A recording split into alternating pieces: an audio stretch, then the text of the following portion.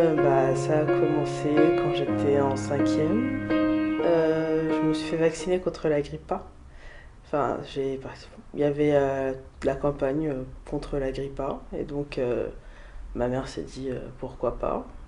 J'ai demandé à mon médecin avant si ça valait le coup. Il m'a dit que ouais, il n'y avait pas de problème. Plein de gens, enfin plusieurs personnes l'ont fait. Donc je crois que c'était en novembre ou décembre. Je me suis fait vacciner au lycée, au collège en cinquième. Tout allait bien. Le soir même, j'ai eu des fièvres. J'ai eu le bras qui a gonflé. Je me suis senti très mal, mais c'est passé. Enfin, je me suis dit que c'était normal comme tous les vaccins.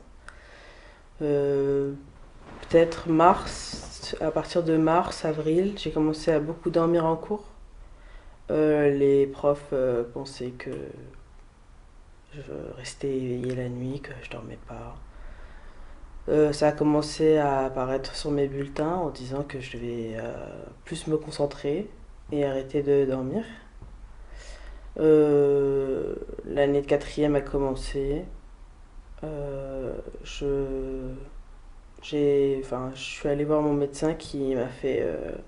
C'était parti en fait de rien du tout quoi. J'avais fait des scanners des années avant, puis ils avaient vu, je crois, j'avais un petit nodule ou un truc comme ça. Donc on m'a dit de refaire des scanners, enfin à la base pour voir ça, et puis parce que j'avais des migraines aussi, j'ai fait les scanners et puis je les ai emmenés à un neurologue à l'hôpital Necker et elle m'a dit que j'avais rien, mais j'ai essayé de lui expliquer que voilà, en ce moment je dors beaucoup et j'ai enfin je comprenais pas. Elle m'a dit est-ce que quand tu rigoles, t'as des fléchissements de genoux? Je lui disais oui. Elle me disait est-ce que quand tu rigoles ou quand t'as de fortes émotions, t'as la langue qui commence à, à devenir molle? Je lui disais oui. Enfin, en fait, ça me surprenait de savoir qu'elle connaissait tout ce que je vivais, alors que moi je pensais que c'était juste des baisses de tension à chaque fois ou des choses comme ça. Je lui ai dit, ça m'a choqué, je me suis dit, ah, mais elle connaît beaucoup de choses sur moi, il se passe quoi? Elle m'a dit, à la fin, elle nous a fait, je pense que tu es narcoleptique avec une cataplexie, et puis là, je savais pas du tout encore ce que c'était. Elle m'a renvoyé vers l'hôpital Robert Debré pour faire plusieurs on va dire, pas des analyses, enfin des tests. J'ai fait une polysomnographie de nuit, un électroencéphalogramme, et après tout ça, les résultats ont donné que je suis narcoleptique. Enfin, je suis atteinte de la narcolepsie avec cataplexie.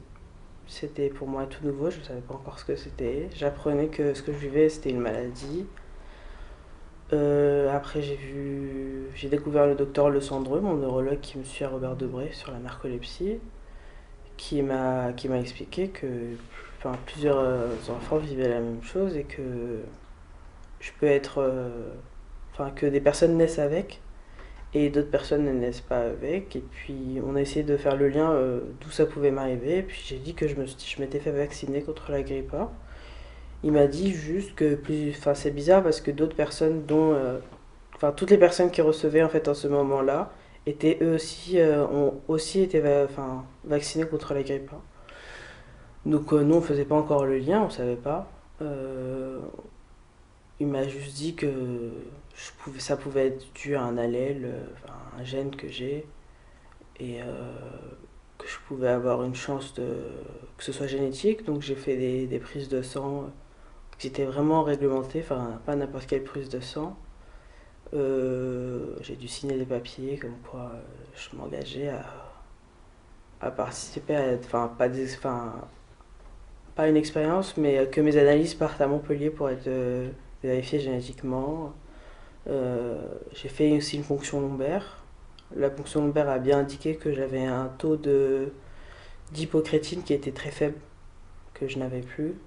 Ça aussi montré que c'était un des symptômes une des choses qui découlait de la narcolepsie. Et la dernière chose qui a confirmé tout, c'était quand j'ai reçu les résultats en disant que j'avais bien l'allèle en fait,